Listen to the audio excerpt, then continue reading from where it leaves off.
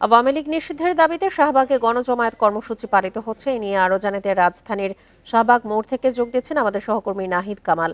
নাহিদ, প্রচন্ড গরমেও গণজমায়েত কর্মসূচি, নেতাকর্মীরা অসুস্থ হয়ে পড়ছে না তো?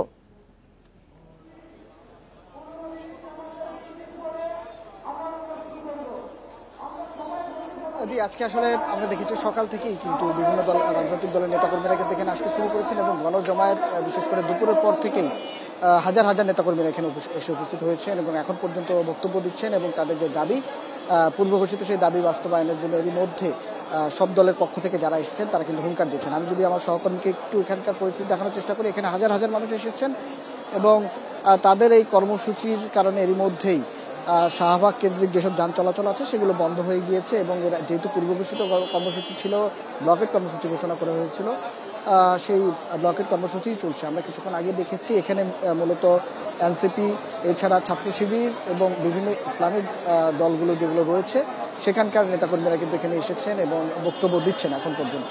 এবং যেটি মূল দাবি, সেই দাবি আওয়ামী লীগকে অবিলম্বে নিষিদ্ধ করতে হবে এবং তাদের বিচার কাজ নিশ্চিতের জন্য কিন্তু এই ব্লকের কর্মসূচি থেকে ঘোষণা দেওয়া হচ্ছে। বিশেষ করে তারা যেই তাদের বক্তব্যে যে তিনটা দাবির কথা বারবারই উঠে আসছে, আওয়ামী লীগকে নিষিদ্ধ সংগঠন ঘোষণা করে নিষিদ্ধ করতে হবে, এছাড়া আন্তর্জাতিক অপরাধ ট্রাইব্যুনালের আইনে আওয়ামী লীগের দলগত বিচারের বিধান যুক্ত করা এবং জুলাই ঘোষণাপত্র জারি করার এই দাবিগুলো কিন্তু এখানে জানানো হচ্ছে। এবং আমরা দেখছি দুপুর 3টার পর থেকে এখানে বিভিন্ন রাজনৈতিক দলের নেতাকর্মীরা কিন্তু এখানে আসছেন, বিশেষ করে এনসিপি নেতাকর্মীরা এবং ছাত্র শিবির, বেশ কিছু ইসলামিক দলের নেতাকর্মীদের সরব উপস্থিতি এখানে লক্ষ্য করা যাচ্ছে। এবং সাম্প্রতিক সময়ে আওয়ামী লীগের যেসব নেতাকর্মীরা দেশ ছেড়েছেন, জানাবেন শাহবাগ ছাড়া রাজধানীর অন্য কোথাও কি আন্দোলন হচ্ছে?